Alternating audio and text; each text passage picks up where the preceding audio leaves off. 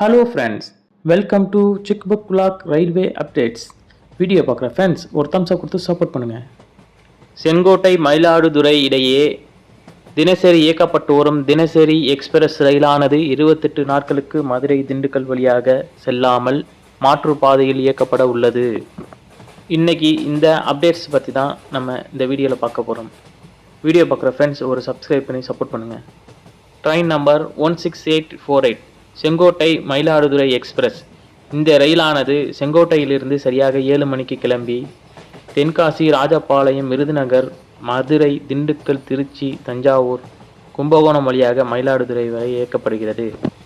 ஆனால் திண்டுக்கல், திருச்சி இடையே நடைபெறக்கூடிய ரயில்வே பராமரிப்பு பணிகள் காரணமாக இந்த தினசரி ரயிலானது செப்டம்பர் 19, 20 மற்றும் செப்டம்பர் 24ஆம் தேதியிலிருந்து அக்டோபர் 19ஆம் தேதி வரை, அதாவது 28 நாட்கள் மாற்றுப்பாதையில் இயங்க உள்ளது.